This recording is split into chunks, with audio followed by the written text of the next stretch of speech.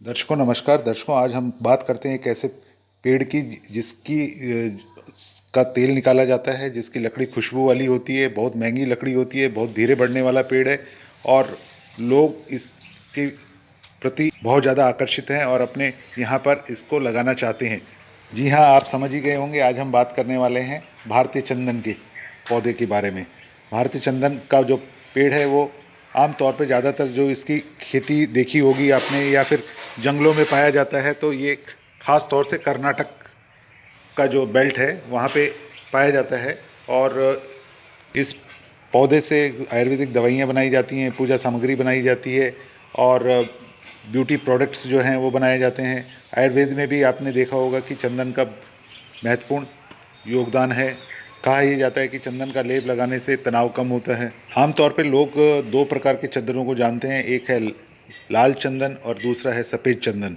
इस पौधे का अगर हम देखें, जीवन काल देखें तो लगभग 80 से 100 वर्ष तक इसका जीवन काल है। अगर हम इसका वनस्पतिक नाम देखें तो इसको बोलते हैं सेंटलम एल्बम। इस पौधे की कीमत काफ़ी ज़्यादा होने की वजह से लोग इसे लगाना चाहते हैं और कुछ कंपनियां भी इसको लगाने के लिए आगे आ रही हैं। पर सरकार के कुछ नियम कानून हैं, उसके तहत आप इसे लगा सकते हैं। उसकी जानकारी आपको पूर्व में लेनी चाहिए ताकि बाद में आपको किसी प्रकार की दिक्कत ना हो।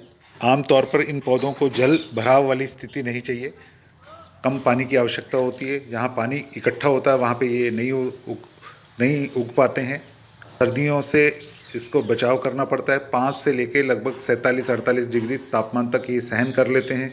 बाज़ार में आमतौर पर 1 से 1.5 वर्ष का पौधा मिलता है या फिर 1.5 से 2.5 वर्षों तक का पौधा मिलता है। आमतौर पे अगर आपको लगाना है तो 2.5 वर्ष का पौधा लगाइए। कहा यह जाता है कि एक बार जब आप पौधा लगाते हैं तो लगभग 8 वर्षों के पश्चात उस पौधे के अंदर खुशबू आनी चालू होती है। कुछ कंपनियां दावा करती हैं कि 10 से 12 वर्षों की उम्र के पश्चात इस पेड़ से अच्छी खासी कमाई की जा सकती है। और पर यहाँ मैं बताना चाहूँगा कि सरकारी नियमों का आपको ध्यान में रखना है और उसका ज्ञान पहले पूर्व में अर्जित करें। गवर्नमेंट के क्या नियम हैं, फॉरेस्ट डिपार्टमेंट के क्या नियम हैं, उनकी सारी जानकारी लेने के पश्चात ही आप आगे बढ़ें। बाज़ार में भारी मांग होने की वजह से लोग इसकी तरफ आकर्षित हो रहे हैं।